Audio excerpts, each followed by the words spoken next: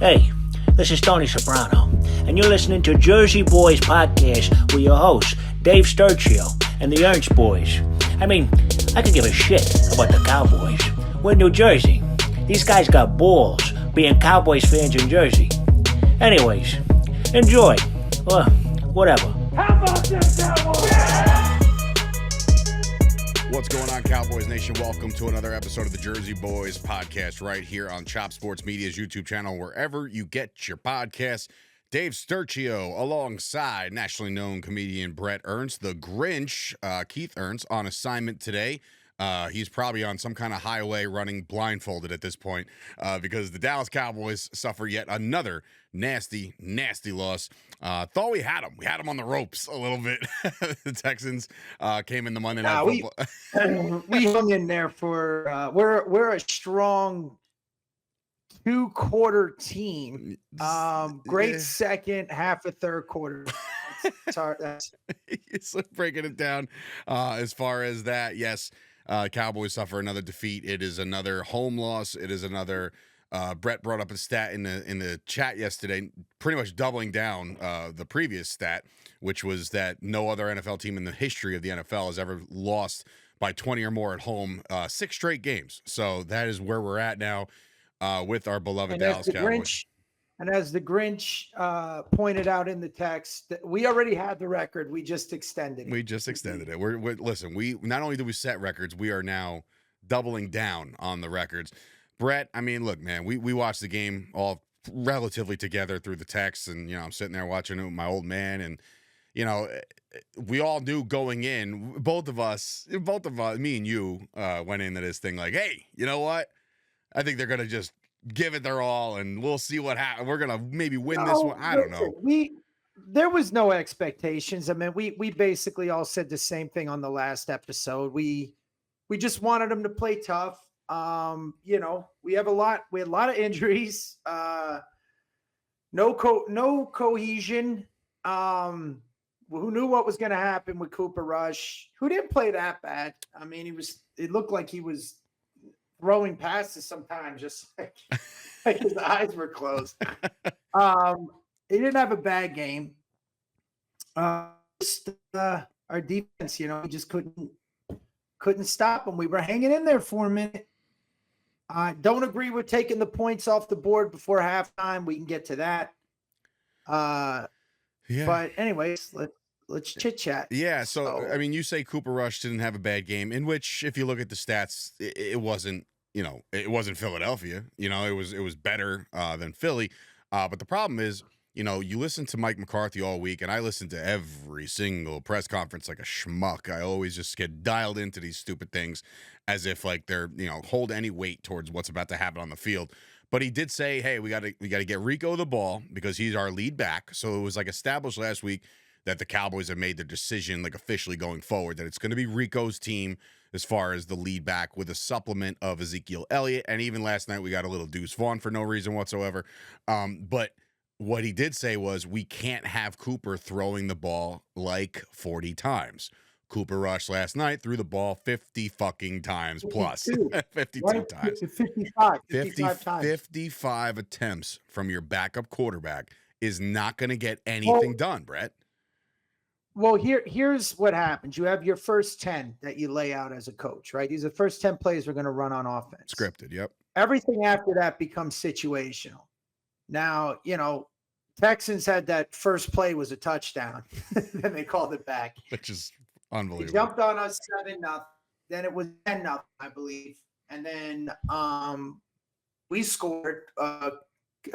Turpin, great, Buster went up. Then it was 10-7, right? I want to was say it 10-7 originally? I want to say it was like 14-10. Like they scored 2 touchdowns. I don't think they settled for any field goals early. They settled for field goals later. They stalled out a little bit. Again, these nights are blending. These games are starting to blend together. Was it 17-10? Anyways, you're right. There was 2 touchdowns scored before we scored. Yeah. And we had a chance because we had the ball coming back at the half. Aubrey Maddox slipped, plant foot slipped. That's why he missed that field goal. Mm-hmm. Came back, booted a 78-yarder. No, then we this is where the coaching, this is what I wanted just to quickly get us there. If you watch the game, you know how we got there. Sure. It was at one point, it was 17-10 before the half, correct? We missed the 3. Defense held it, right? We kick the field goal, we get the penalty, we kept the drive going. We should just kick the 3. It would have been 17-30.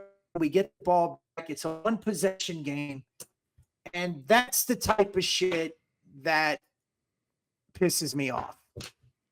I mean, take the points in going hindsight. Yeah, listen, in hindsight, you're looking at it like, yeah, okay, that was an amazing field goal. Let's just stick to that. But when it's a personal foul and you're getting 15 yards, your gut is going to tell you, like, all right, you know what? This might be a sign that we can get a touchdown. We went for it on 4th and 2, and we didn't even run it. Right. You know, and you've got Lepke. Lepke was not. Our offensive line is injured. But no, well, Lepke was not. Go for it. Just take the 3, go up, one possession down, get the ball back in the half, and then just go down. It's a different game. Yeah, I that just 4th down call made no sense to me. Zero sense. Go for the 3. And not for nothing, you know, for anybody who listens to Jerry Jones rant every time has a chance to have a mic in his face, he said he was more concerned. Like, he's not so concerned about certain things, but then he even said in his post game, I'm more concerned about 2 guys being in the same place on a route. And that is fucking coaching, man. Or it's what Keith says, and some people online say, is that these guys just aren't smart. They're not smart football players. Like, you know your route. That, to me, I don't think either Schottenheimer or McCarthy drew it up to have 2 guys in the same place at the same time. I don't think that's a draw up play. That's not a coaching thing. That is a player's thing. No player. Somebody missed the goddamn assignment, and it wound up being a complete clusterfuck. And if they would have drilled, listen, if that play, if that throw was on brand, on par, on, you know, legitimate, accurate, then Mingo might have scored, right? Because he's there. It's just the ball sailed high. But again, why are there 3 receivers in the same vicinity is beyond me, man. I can't figure that out for the life of me. I really can't. Well, Troy, I think Aikman called it out a few weeks ago. Our receivers are not running good routes. And, you know, look, Dak struggled. Cooper struggled. One is obviously more talented than the other. There might be a problem with the receiving routes, but then we got to look at the pressure Cooper was facing. I mean, you know, our offensive line is just battle torn, man. I mean, look at Zach Martin. They brought it up. You know, he obviously got injured. It didn't help that Fergie Ferg got a concussion and was out. Mm-hmm. Schoonmaker played okay. He did. But we got a lot of problems, man. And there's no reason to recap the game. It's the same. If we recap this game, you could take the Saints game, you could take the Eagles game, you could take, and it's the cap. It's the same problems. It is. The question now is, what do we do from this point on? There's no way we're making the playoffs. No. Even if we go on a how many games left? 7. How many games? 7? 7 games. Yeah. So 7 games. If we go 10-7, we could probably squeak in. That's just not going to happen. But you know, we had to win this game. What's crazy is if you look at the schedule coming up, like the next 5, and I'm including Washington in that 5. The next 5 with a healthy Dak Prescott and a healthy defense, we win those games. I think, right? Because there's teams out there that I'm telling you, the Cowboys could win those games with a healthy Dak and a healthy defense. But got to play with the cards you're dealt. We don't have a healthy Dak and we don't have a healthy defense. With a healthy Dak and a healthy defense. No, I understand that. And our apologies for the. I'm not going to speculate that. If there's a track record and if we're predicting, it would be like if we were investing money and we see the trend. The trend isn't going up. The trend was going down, and it just keeps going down. Now, I don't know how many injuries we got after this game. You know, we really need to. That's what we have. And again, I think we need to. It's never going to happen, but we need a football GM. We need a football GM to get in there. If Jerry really wants this to be his legacy, because, again, that one Super Bowl after Jimmy Johnson left was not Switzer's. It was still left over. I mean, there's the famous footage of Aikman on the sideline saying nobody's coaching these guys. That seems to be the trend that we've gotten. My buddy Eric, a good friend of mine, Eric, who's a Patriots fan, was like, maybe you should take Belichick, because if Jerry Jones isn't going to step down, okay, you're going to need somebody who has success in the new style of football, which that's undeniable for Belichick. He mastered free agency. He mastered spread offenses. And also has the age and experience to back him down and say, no, Jerry, that's not what we're going to do. Because if you get a younger mind in there, there's still the bullying of Jerry Jones. Because Bill Parcells stood up to him. Sure. And, if we get an older head in like Belichick, which Eric made a good point, because I was more, let's get a younger guy in. But if Jerry's going to be the GM, you're going to need somebody that he at least has more success than Jerry, and be like, look, if this is what you want to do, this is what we got to do. Because we blame Kellen Moore, we blame Quinn. Now Zimmer's getting blamed. We have young coaches like Al Harris that I love. I love Al Harris. We've been decimated with injuries in the secondary. We don't have the personnel really. I mean, we got like 5 really talented players, but we don't have a solid team.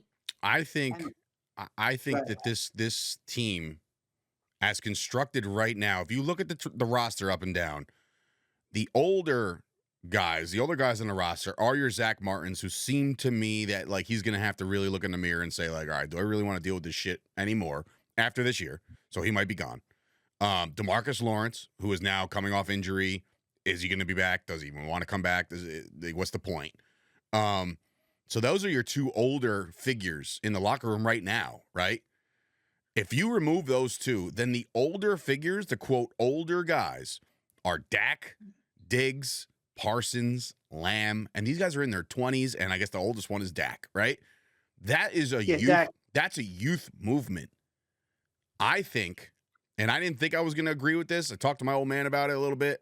Because I said, my dad's old school. You don't want the circus. He hates all this shit, right? I even said yesterday, I said, Jerry Jones treats every home game like it's an event and not a football game. You can tell based off of who's on the sidelines. My dad's doing the whole, like, if they're not playing, get them off the sidelines, shit like that. But, like, I agree with him. But what we see here is a youth movement with the Cowboys. And by youth, like I said, the oldest player would probably be Dak Prescott or, I don't know, Brian Anger if he continue to, unless he signs on with another team to be. No. We've got a young team. See, I was about to nail the joke there, but like Brian Anger might be somebody's emergency third quarterback eventually, right? Because he's 1 for 2 now, as a fucking thrower of the football, not a quarterback. No, what I'm thinking is a youth movement with some sizzle is needed with this Cowboys team, a guy that could relate to the players a little bit more. If Bill Belichick comes in there and plays old man on the lawn, I don't know if that's going to relate and resonate with a lot of the younger guys. What I think is that if you still want to continue to call it the circus that it is, Dallas, because Jerry is not, unfortunately, he's not going anywhere as the owner. What we saw today in the news is that the Jets made some headlines today, and they fired their GM, Joe Douglas. Joe Douglas is the same guy responsible for drafting guys like Sauce Gardner, Garrett Wilson, like all these guys. He's made some significant moves, as the Cowboys have as well. Cowboys drafted Micah Parsons, CeeDee Lamb, Dak Prescott, all that. They have a decent track record as the GM. However, not being active in free agency ever has now bitten the Cowboys in the ass. So now you need somebody in there. Yeah. Do we need a football GM? Yes. Is it going to happen? I want to say no. So that's why I think you need somebody that will clap back at Jerry Jones. Not somebody like, if it's Ben Johnson, who wants probably like $20 million to coach this team, which is, astronomical money, that's not going to fly because he's not going to combat with Jerry Jones. This is why I think Deion Sanders might be the guy. And I know that sounds ridiculous. I know that sounds ridiculous, but No. I just look how fast he turned around a Colorado program. Look how fast he did that. I know it's college and it's not the pros. I get it. But I just think that there's something that resonates with the younger player. Like you're not going to grab some kid. Now I got to stop you. Sure. First of all, Bill Belichick resonates with the younger players. That's why they love him. When you hear Edelman and those guys talk about him, he's a cool old dude, number one. Okay. Mhm. Number two, youth doesn't recognize youth. Now, Deion is still older. I mean, he'll but you've got a guy like Belichick in there. And the way I see it, and again, my buddy Eric made the point, made me rethink it. You're getting a guy too that can redeem, like when Brady went to Tampa, he had the ideal situation. Ideal. It was basically the same offense. They were just down a quarterback. He took Gronk out of retirement, got himself a Super Bowl, celebrated that. Oh yeah. Bill had to rebuild again at an older age. And, Patriots got themselves a quarterback now, but He's okay. This is a good situation for him to come back and say, look, I can win without Brady. And the other thing is Belichick is, when I'm talking about youth, I'm talking about offensive calling, understanding the new rules, working free agency. Bill Belichick mastered that. I mean, look what he did with what he had. He just had Brady. Okay. Everything was schematics. Right. After you're missing one thing though, Brett. And we've talked about this on this show, is that Brady was never the highest paid quarterback in the league, and he was able to distribute that money in other places of need. But now you have Dak Prescott as making the highest paid quarterback in football right now. How are you going to distribute? Where are you getting that money?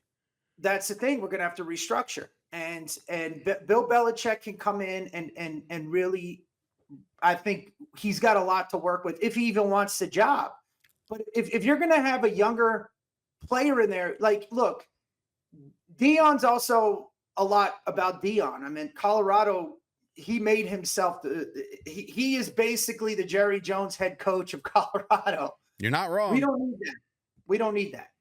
We need if we're not going to have a football GM in there, we're going to need a head coach that can at least understands what's going on. All right. So what makes Dallas so appealing to Bill Belichick right now? Because of the fact that Jerry Jones isn't going anywhere, and that's a circus. We have young talent, and we've got talent. They're running amok. We're missing. Look, we don't know. We're not in the front office, but we look at the common denominator for the past 28 years. Okay. And we look at the same mistakes we've been making. When Parcells came in, he built a good team, but he tapped out. Well, but why? All right, Brett, why did he tap out? Because I don't think he wanted to. I don't like what he said. I think he was just tired of football. He wanted to retire. No. T.O. broke him. T.O. came in there, ran amok, and became this fucking diva that he is. And I'm a T.O. guy. I know you guys don't like T.O., but I am. And that broke Bill Parcells, where he was like, fucking hell with this shit, dude. I'm too old. Like, fuck this new age me shit. That's all you have in the NFL right now. Bill Belichick's a different guy. Bill Belichick is if it ain't working, I'm cutting it. You don't want to stay, you don't have to stay. And that's what made him so good. To me, that screams Jimmy Johnson, and I love that. I just don't. Yeah. And the only reason why I'm not in disagreement with you with Bill Belichick. I think Bill Belichick is the greatest coach to ever do it. Like it's the proofs in the titles, the proofs in the rings, right? Like him, Don Shula, guys like that were just ahead of the game. No. Don Shula, that era, this is the only coach to do this next to Holmgren, really, in this new era of football. I think you're thinking of Andy Reid. I'm sorry, Andy Reid, yeah. Well, Holmgren did win a Super Bowl with the Packers. Like, that happened, but I'm just... But still, no, I meant Andy Reid. Okay. With the Chiefs. You know me, with the names. Same guy. They look alike to me. Anyways. They do.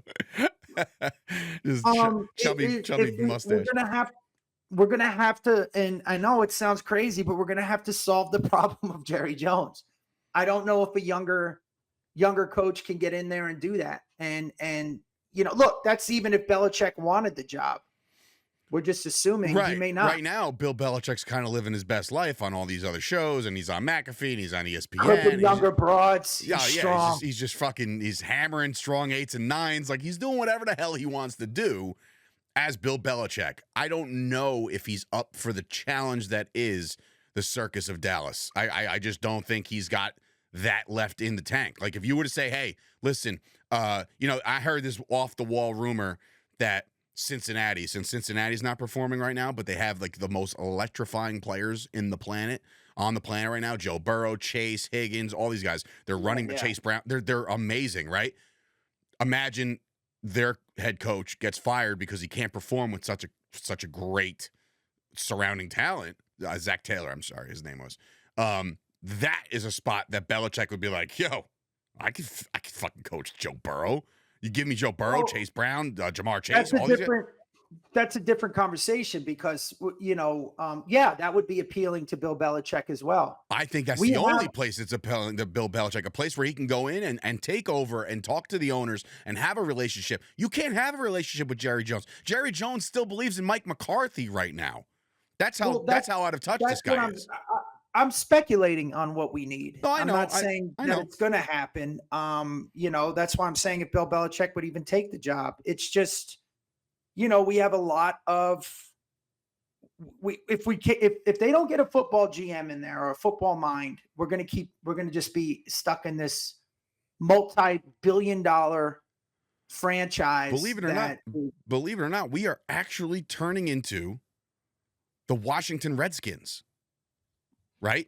Like, we have this old senile GM and owner, just like Daniel Snyder was, and Snyder was a dog, right? And like all this shit comes out about Snyder, right? But then the stadium starts falling apart. The football minds are just not there. They're losers every single year. All of a sudden, and that's the thing with Jerry Jones. He's so delusional that he went out there last night and said, I don't know what you guys are talking about. Within the last 5 years, we've been the 6th most winningest franchise in the NFL. He's starting to compile these regular season wins and victories into something that's supposed to be touted as good. It's not. It's not. Not to split hairs. He's more of an Al Davis. He's more of what the Raiders fell into with Al Davis. And now look at the Raiders. You have Tom Brady in the front office. You have guys that might actually make some decisions that can make the Raiders competitive. Antonio Pierce, I think, is a good coach.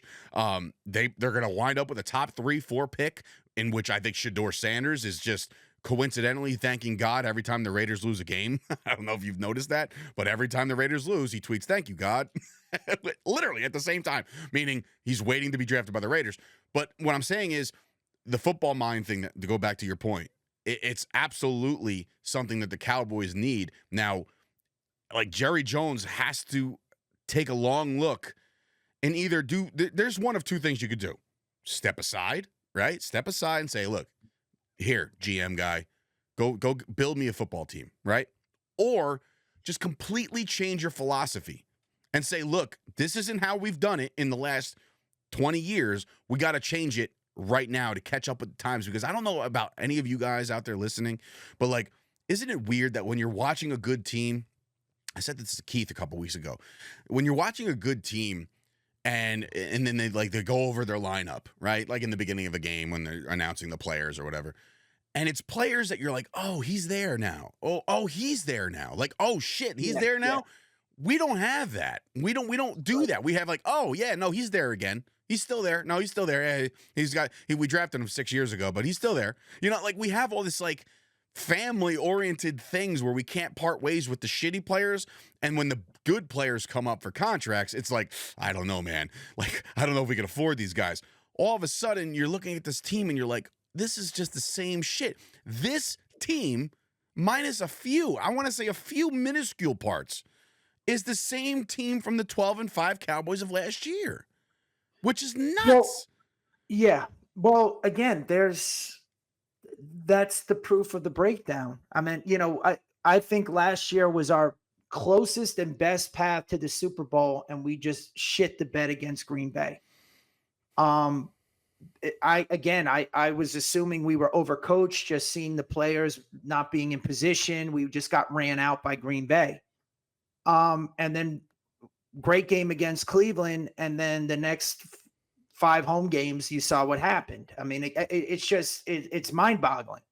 I think it's been scapegoat after scapegoat after scapegoat with this team. If it wasn't, it was Jason Garrett. No, he sucks.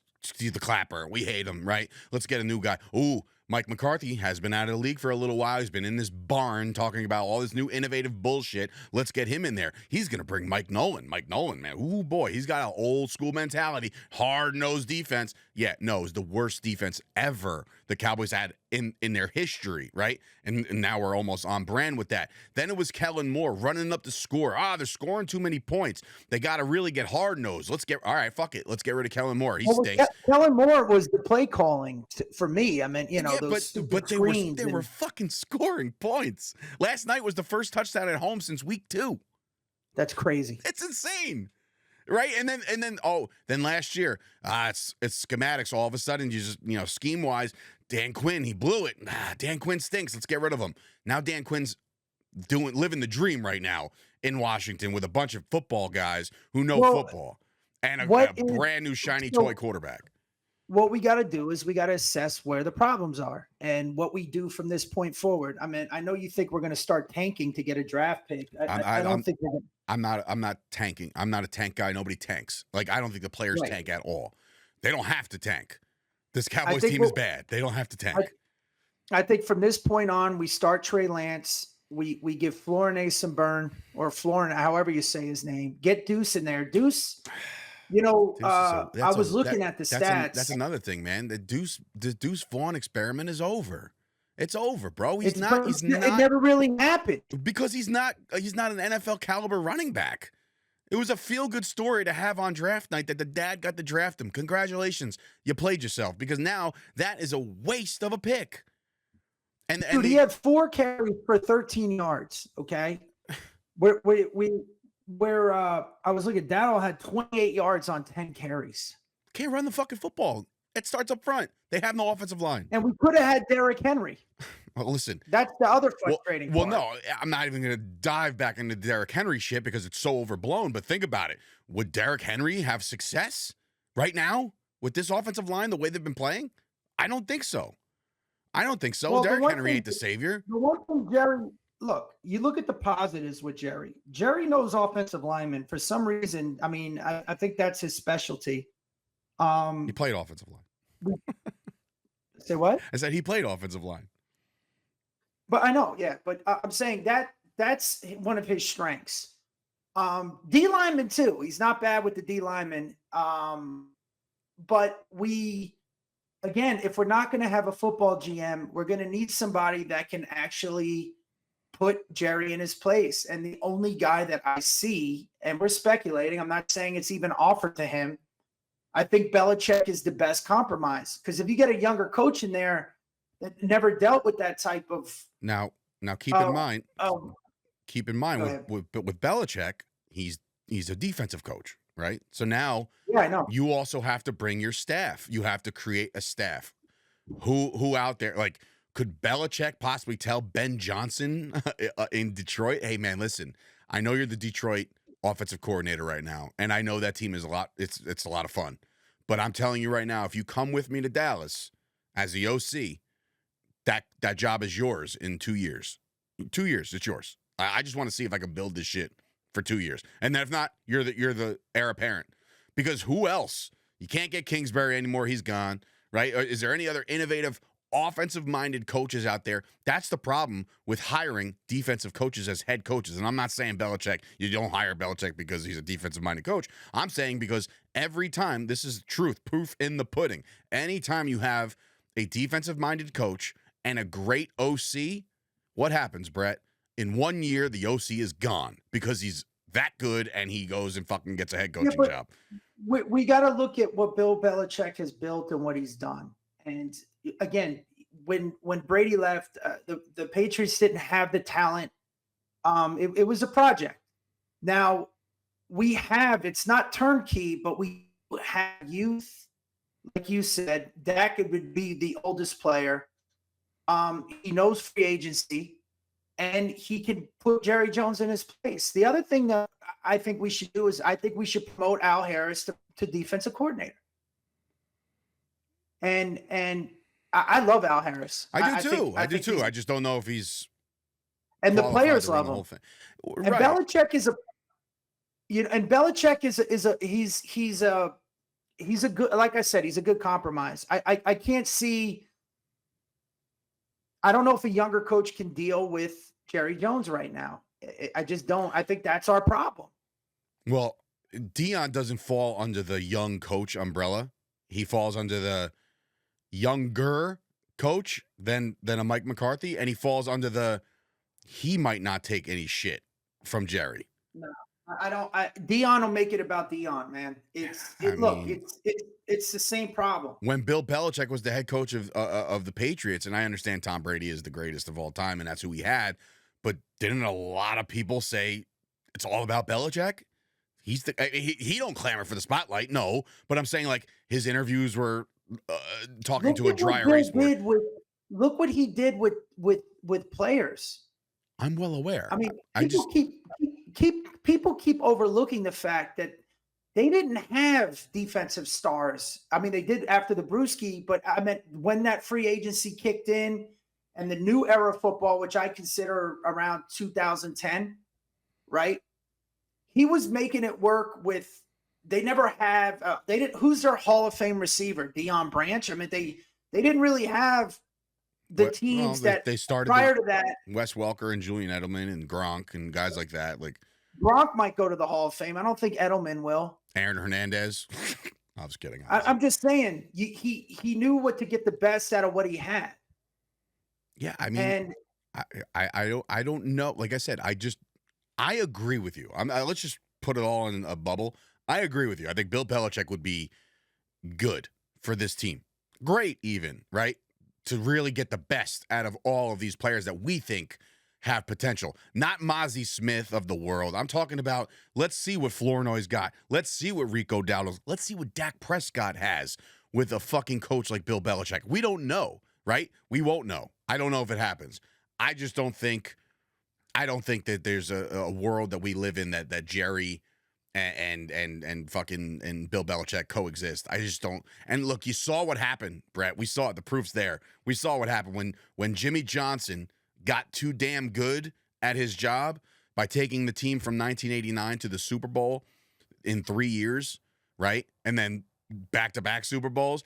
You could tell that Jerry was like, whoa, this guy's taking up a lot of my spotlight. Not really sure if I like this, right? And then all of a sudden they mutually part ways, which was obviously, it goes down in history as one of the biggest blunders of Jerry Jones's tenure as the owner of the Cowboys. You let the best coach in football walk because you couldn't get along and you couldn't share the spotlight. Do you really think he's going to do that shit with Bill Belichick?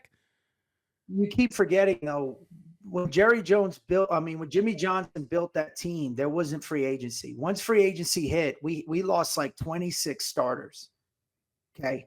Mm-hmm. Then when Jimmy went to the Dolphins, he was not that effective. You need a coach that understands what free agency, and Belichick nailed it. He fucking nailed it. Well, that would also mean that the entire Dallas Cowboy way, the philosophy, would be flipped on its ear. That's what you're saying. When you bring in a Bill Belichick, you are also bringing in, hey, we're going to be players in the free agent market. We are going to draft well, yes, as they always have. But I say always, but like recently some good hits. But I will say that the Cowboys right now's philosophy is not to build in free agency when Bill does know how to do that. He has brought in these guys like a Rodney Harrison in his deeper days and a Mike Vrabel who was built in from within. Those guys, and Vrabel will be a hell of a DC, by the way, with Bill Belichick. That would be fucking fantastic, to be honest with you. But again, we're pipe dreaming here because the Cowboys are 3-7 and they're coming off another embarrassing loss at home. Did you see Dalton Schultz, by the way? My fucking God, man. Like his post today with the whole like pouring 2 glasses of tea and says the Texans are the better team in Texas or whatever. I don't know. Fuck it. But talk about a guy who doesn't remember where he came from. But he probably got fucked over too. he probably did. He probably did, man. Like they all do. Again, we have to assess what we're at and what's the best thing right now. And I nobody responded to my text. But I probably when you don't fell have asleep. players, huh? I probably fell asleep. It was real late here on the East Coast. No, when I said when you don't play your players in preseason, your team becomes a preseason team midseason. And that's what we have now. We had a lot of injuries. We have guys, we're now have to assess talent, and we have to assess it now. We have to see what we have to keep. We're going to have to rebuild. Unfortunately, I know a lot of, like you say, those Twitter people or whatever they are, those fans, we're going to have to get O-linemen again. And we have good skill positions. We need to find a good running back. I don't think Rico's the guy. We're going to have to get ourselves a good running back. But you have the same people that were outside with their pitchforks when we drafted Ezekiel Elliott in the first round in 2016. They were all like, you can't draft a running back that high. Are you nuts? Right? And then he wound up being a fucking star, which, again, great, right? And then it came to paying him. It was a horrific contract, and that's just the way it was. And then we reset the market in the running back department. The same people that were sitting there with their pitchforks on the front lawn saying, don't you dare draft a running back that early ever again, are the same people that are saying, go get this kid from Boise State. He's the guy. He's your workhorse. He's the running back you need. You're going to get him in the first round. If they do that again, we're just repeating history, man. We're just repeating history. Yes, do we need a running back? We need a running back. I just said we got to draft offensive linemen. Well, that too, but I mean, like, think about it. I mean, we were going to draft a running back. I said we don't know. We don't know what we have on the offensive line. We don't, because you got guys like Brock Hoffman and shit like that who are Tyler Bass and let's go, and those guys you don't know. And like you said, to your point, now's the time to figure it out. But the problem is this, Brett. Well, we're forced to. Well, that too, because of injuries and shit. But like, the problem is this: who is the evaluator of talent when it comes to this part of the season? Typically, it will be your head coach. So why the fuck are we keeping McCarthy right now when his job is not there next year? It's not. So who's evaluating this talent? Jerry Jones? Like, because if that's the case, then we're really screwed. I think, Dave, I mean, you're going off on rant. I'm saying is I'm trying to say what can we do? Now, I know we don't know if the Belichick, we're going to need a guy that can evaluate talent if it's not going to be our fucking GM. Understand. And on top of that, we have to assess talent of what we got if we're going to rebuild next year. That's why I'm saying right now, we can't cut McCarthy. We got a short week.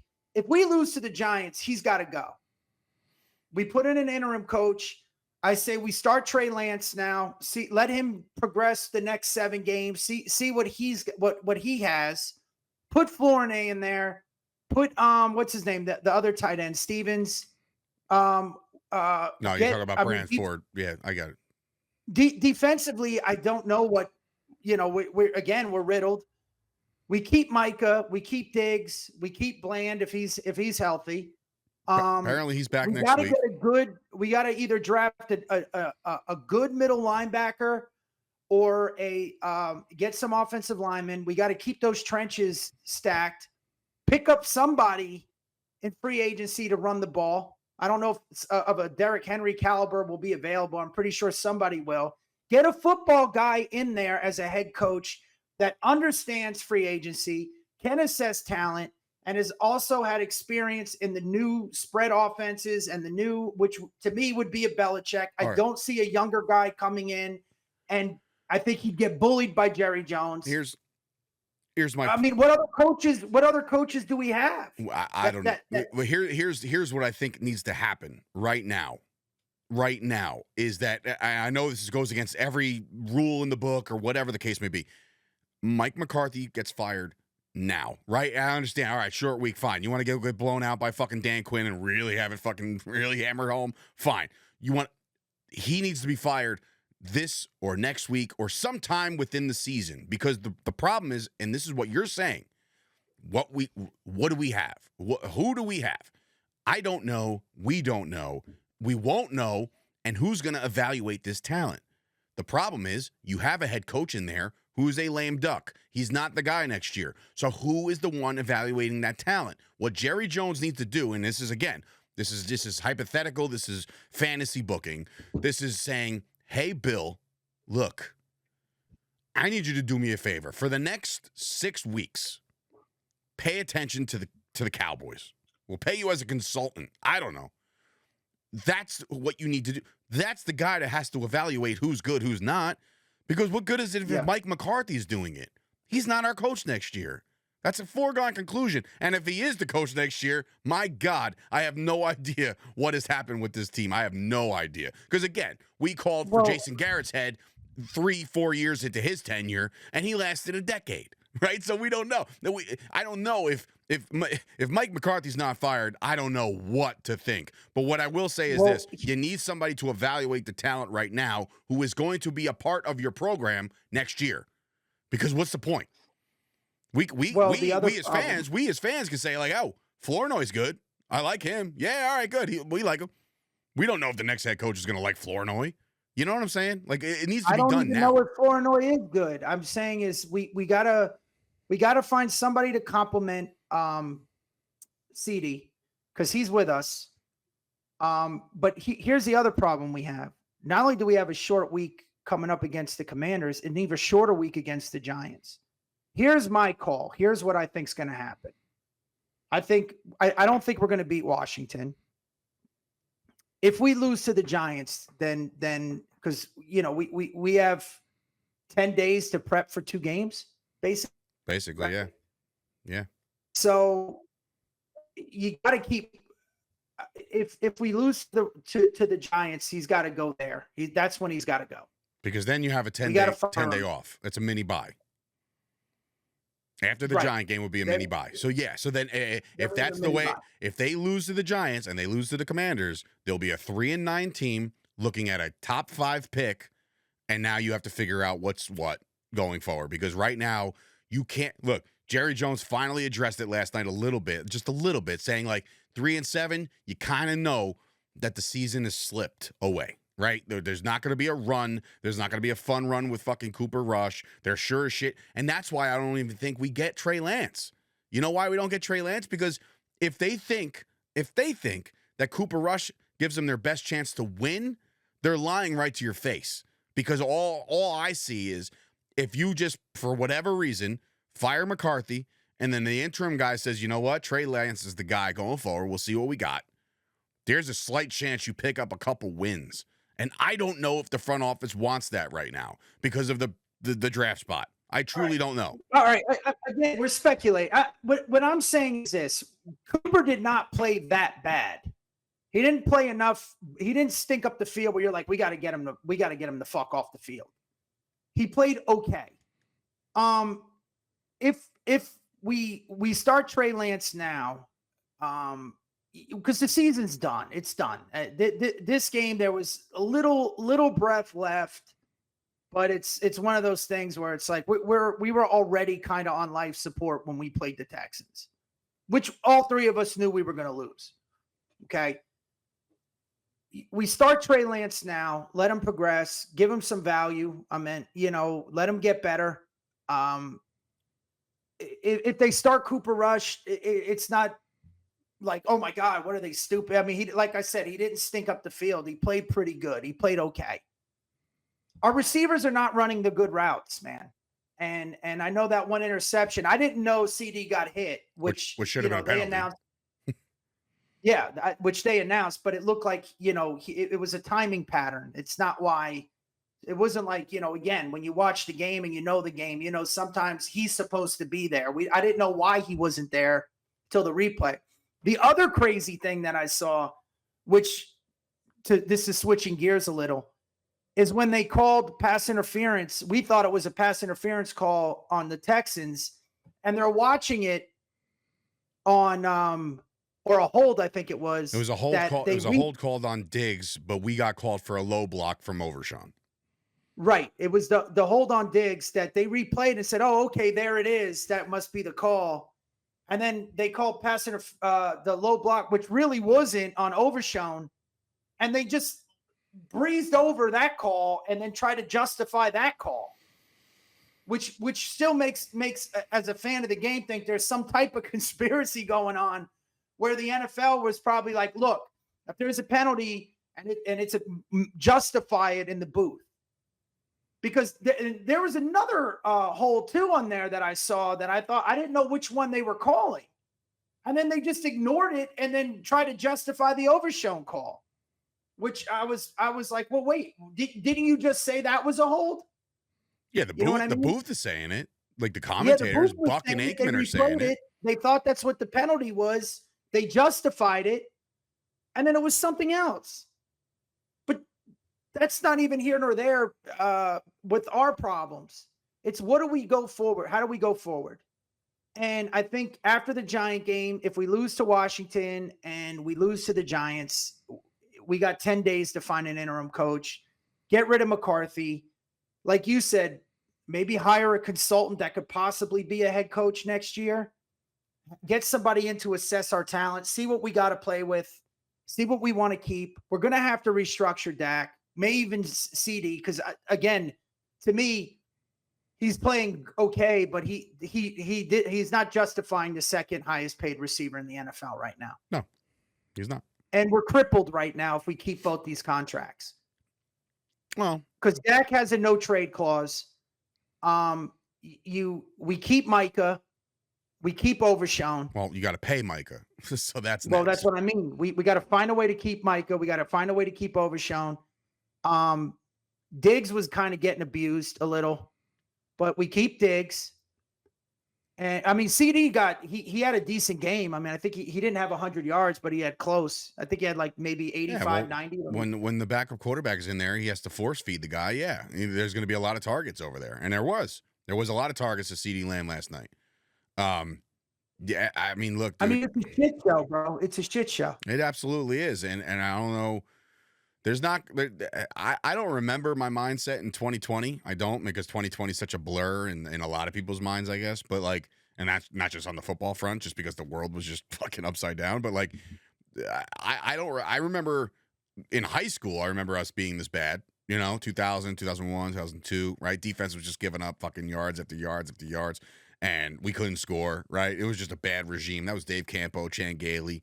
Right. And I remember being, bad with the Stay Puft Marshmallow Man. And that's fucking Wade Phillips. Right. I remember him just being a lame duck towards the back end, too. And Jason Garrett, same thing. So it's like we're replaying the same vicious cycle that we've experienced already as Cowboys fans. We get it. It's just not going to work the way it's going now. So what you hope for is you hope to see some flashes in some of these backups that you just weren't expecting to see anyway. And hopefully maybe those guys could fill some roles next year. Or we give them this the other thing too, Sturch.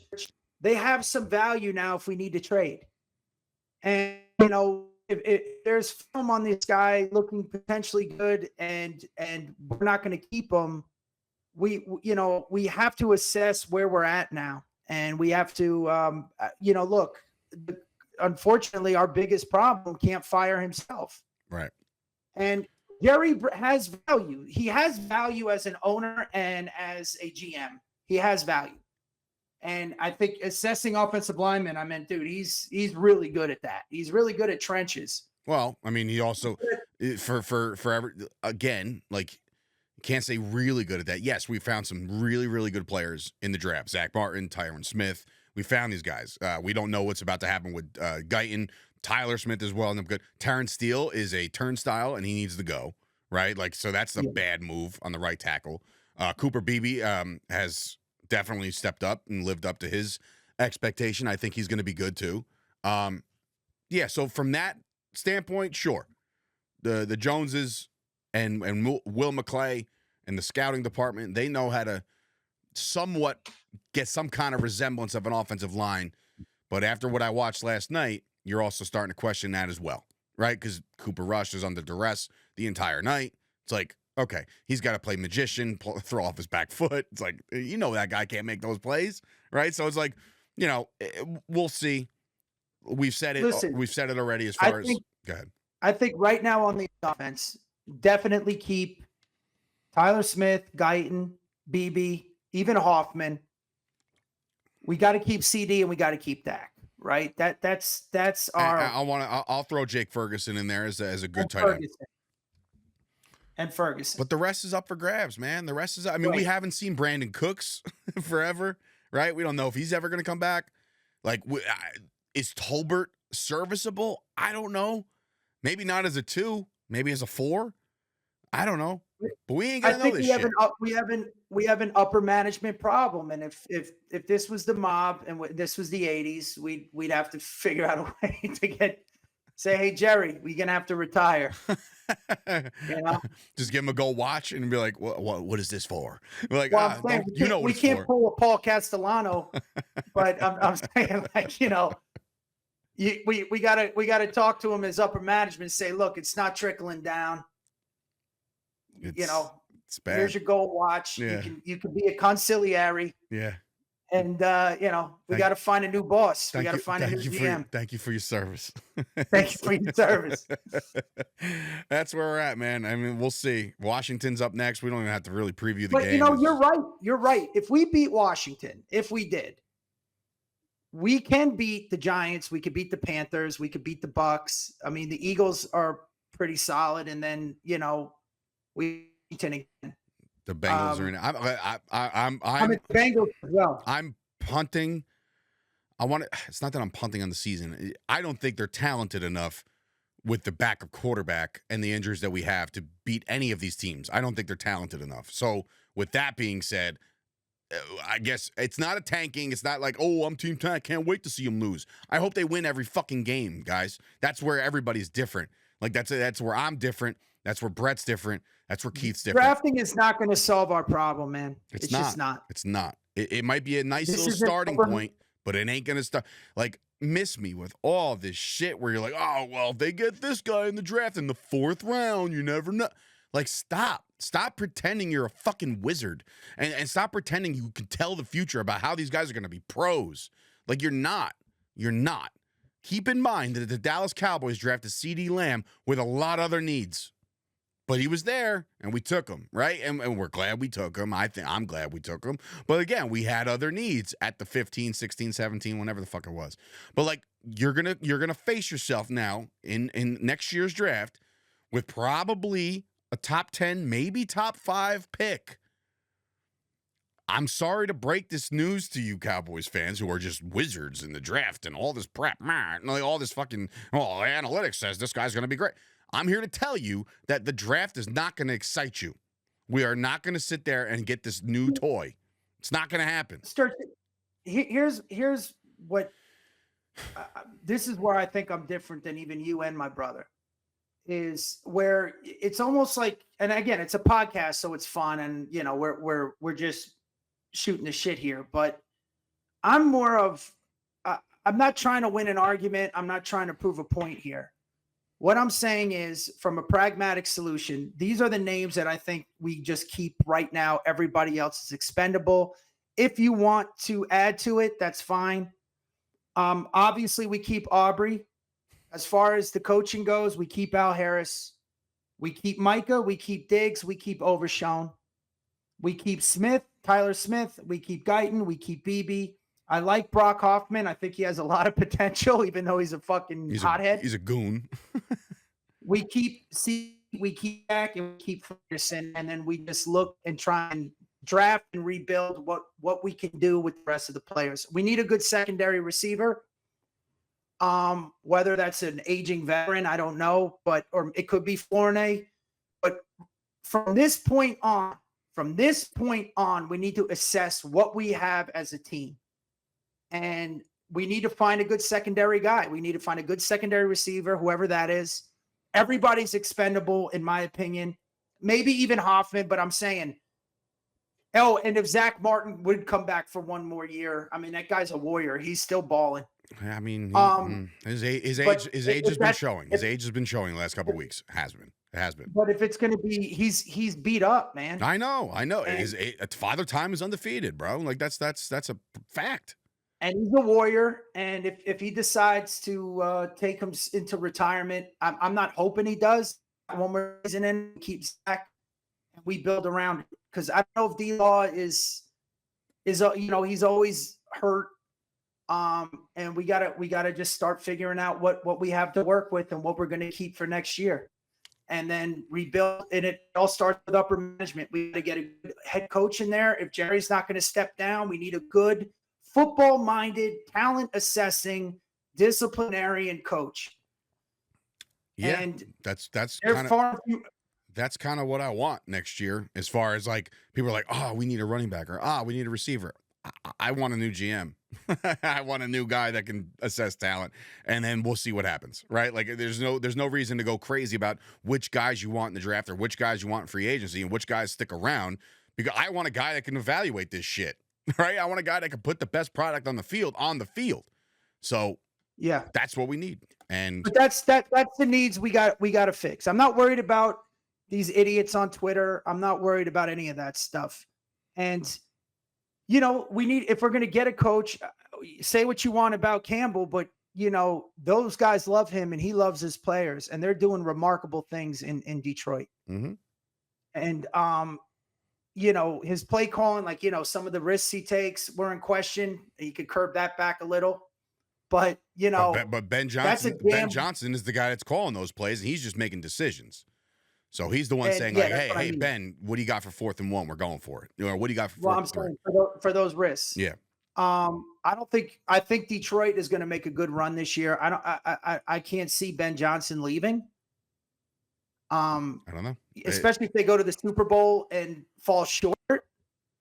Well, that's why these windows are never open long, is because you're going to lose coordinators. You're going to lose talented coaches. Yeah. That's what happens in the NFL. When they get to, if there's a reason why they were so competitive last year, and now there's a reason why they are beating the brakes off of teams this year, is because they have great coaching. And it starts with, I'll even give the nod to Aaron Glenn. Aaron Glenn has been a fantastic defensive coordinator. These guys are all going to be for head coaching jobs next year. The Detroit window is closing, not player-wise, coach-wise, right? Like, well, that's just the way it is. It's the way the league works. They have built themselves a family and a team. Yep. And it can get done. And unfortunately, again, I forgot how the quote goes, but it's one of the ingredients to success is accountability, no rear view mirror. And the other thing is you have a common goal as a group, and it doesn't matter who gets credit for it. We just got to win. Mm-hmm. Right. And I think, again, that's what happened with Jerry and Jimmy. I mean, because when Jimmy and them took over, they were building a team. Jimmy was the guy. Jerry didn't like it. Jerry stepped to the front. Was happy they won with Switzer, but that was all still remnants of Jimmy Johnson. And then it's just been a fucking train wreck ever since. And Jerry is obviously a brilliant. I mean, it goes without saying. I mean, none of us have his money. We didn't take I think they bought the Cowboys for what, $20 million, and made it the world's most lucrative franchise. Yeah, nobody's questioning his business. Nobody questions that. But I'll say this: there was a lot of red in that stadium last night. A lot of red. You know what? There was also a lot of white. You know what that white was? It wasn't fans wearing white jerseys. It was the towels left on the seats because they weren't occupied. That's a big thing. That's when Jerry's going to have to look at himself and go, look, our jersey sales are down. Well, we're losing. He went out. Listen, Jane Slater's my girl, love her to death, but she's the one that asked some hard questions last night about that. About, hey, how do you feel that this crowd is half red? He's like, well, the Niners come in here deep too. The fans, they sell these tickets before the season. No, they don't. No, they don't. Buddy, they're not showing up, Jerry. They're not showing up. I'm sorry to break that to you. And if he's as smart as a businessman as we know he is, he's going to start to realize that, look, I'm a diehard lifelong fan, and I'm just not interested as I used to be anymore. I'm just tired. And it's a sentiment amongst a lot of our, my buddy Chris was barely watching the game last night. It's almost like, we went to therapy and we're tired of our abusive, this toxic relationship we're in. and I'm not giving them money. This is the first year in maybe 6 years. I mean, it does help. It doesn't that I have now shows on Sunday that I'm under contract for here in Vegas, but I didn't go to a game this year. I mean, I went to the Giants game because it's the one game I get to go see my team, right? Like, and at the time the season wasn't in fucking flux, like it was. But I'm saying, like, we paid a lot of money to fly there, get our tickets, put ourselves up, the excitement of going to the game, of supporting the team, love being the team, even if we lost. I've been there when we lost and came back the next year. Same. There's just something different going on with this franchise. And it's not just the winning. It's the frustration is like, look, I'm a comic. How come I can see it? And then I'm like, well, what do I know? But then you hear other players from the past echoing the same sentiment. Mm-hmm. I mean, we had Jesse Holly on here. Same sentiment, everything we've been saying. I still have a question mark on Dak. Marcus Spears last night. I thought this year was going to be, how, I was the biggest, not consenter for years. And I'm like, no, we got the right pieces this year. I mean, at least we should still be making a run. Our season's over. Yeah, and it's not Thanksgiving yet. It's crazy. And it's the same pattern over and over and over again. And there's only one consistent piece. And again, I'm not Jerry. Like I said, Jerry is obviously a valuable part of everything. But I think if he really wants to have a legacy, he needs to step back, get somebody in there, or hire a head coach and let him run with it. We shall see. I don't know any other owners that have press conferences. There is none, and that's a fact, and that's a fact. So anyway, listen, the Commanders on the docket. We'll break it all down next week. We'll see what happens. We'll see what team shows up to play. We gotta do our predictions. Well, I mean, that's fine. We'll go into Landover, Maryland. We'll go into the nation's capital. We will try out the same team that we tried it out last night. Maybe they have a decent start. I don't know. But this game isn't close. No. Yeah, I think the Commanders probably win this one. I'll go 31-13 Commanders. I wrote 35-10. All right, so we're very close. We're very close. And we could probably get a late touchdown. And, of course, Aubrey. Well, it could be more than that. It could be 9. We don't get a touchdown, and Aubrey kicks 3 78-yarders in there. So that's a hard thing to do. That's a hard thing to do in Washington. But yeah, so we both don't have him. I got to assume that Keith is on the same wavelength as us. He'll listen to this as soon as it drops. He usually does that. But yeah, we'll see. We'll break it all down next week. We'll see how this week of practice plays. Can I say one more thing, Sturch? Sure. Dad's definitely not coming home. No, not for this holiday season. Nope. And guess what, kids? This Christmas, just nothing under. Dad left. Just enjoy. And he took all the money. Dad took all the money, and he left us nothing to live off of. So, Mom's gonna have to go to work as a dancer, quote unquote, to make ends meet because family's falling apart. And by one more thing. We lost the house, so we're going to have to all move into a 1-bedroom. And me, you, and Keith have to share a room. And hopefully Mom can meet a nice, rich guy and marry him. We're gonna be living like those fucking people from Charlie and the Chocolate Factory, just all in one room and like just stinking and just gross.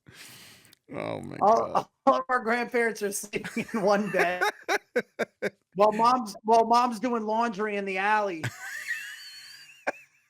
And we're going to have to scrounge nickels to get a piece of candy. And hopefully there's a golden ticket in there. I swear to God, it's starting to really trickle down here. Obviously, I have a daughter who's 5 and my son is 3, so he don't get it. But Stella's starting to understand, and she's just like, I woke her, I got her ready for school today, and I said, she goes, did the Cowboys win? I said, no, honey, they lost again. She goes, why do they keep losing? I said, well, they stink. She goes, well, why do they stink? And I was like, I don't have time for this. I was like, I just don't have time to explain to a 5-year-old why the Cowboys just don't win football games anymore. But Can I tell you something sad? It's not sad, but I have a comic friend of mine that's starting these podcasts with losing, like diehard fans of losing teams, and he asked if I would. I'm dead serious. And you know what? And it's like the Jets and the Browns, and and we're there now. That's it. That sucks. We are there, and that's and it. He also made up another point. What makes it even worse is that they know they suck. We keep having this roller coaster of a toxic relationship with a franchise. It's awful. That it's like, they're great. They look great on paper. Mm-hmm. That's where we're at. It is what it is. So what do you got? You said what was 30, your 31-13. I got 35-10. All right, we'll see who scores. 35-9, giving Aubrey 3 field goals. All right, no touchdowns, no tugs for the Cowboys. Anyway, enjoy the game. We will see, or try to at least. We will see you guys next time on the Jersey Boyz Podcast. For Dave Sturchio and Bret Ernst, we are out of here. See you guys next week. Hey, this is Tony Soprano, and you're listening to Jersey Boyz Podcast with your hosts, Dave Sturchio and the Ernst Boys. I mean, I could give a shit about the Cowboys. We're in New Jersey. These guys got balls being Cowboys fans in Jersey. Anyways, enjoy. Whatever. How about this, Cowboys?